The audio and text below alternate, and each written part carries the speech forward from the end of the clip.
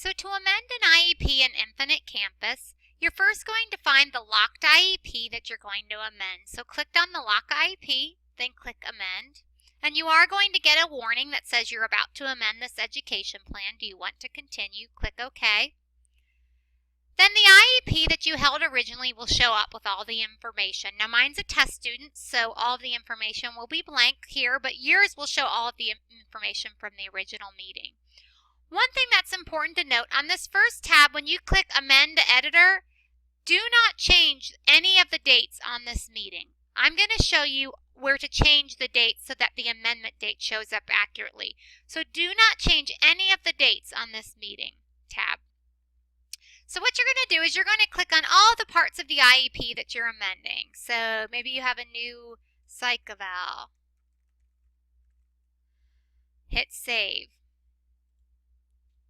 Maybe I'm going to add new goals for speech. Amend editor, add a new goal for speech.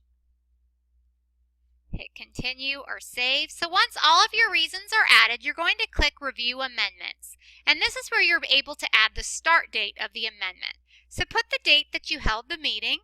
So I'm going to say 9/21/15 was my date. And you can see here, here's all my reasons that I have for my amendment. I'm going to click Save.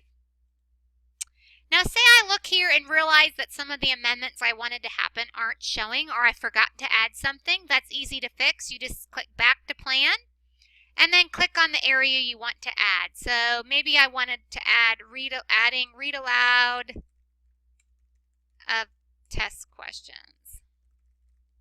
Click Save. And then again, I'm going to go back to review my amendments. You can see where we updated that.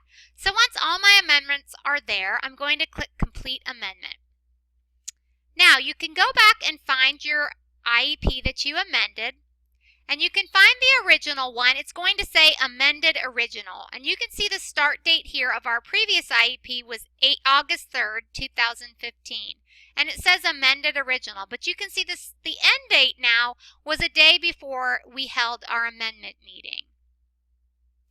Now, the actual IEP that you amended will have the amended one next to it. And then the end date will be a day before this meeting.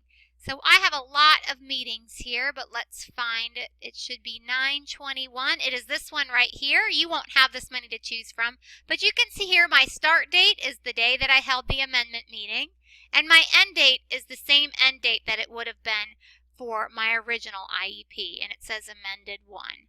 So that is how you amend an IEP in Infinite Campus.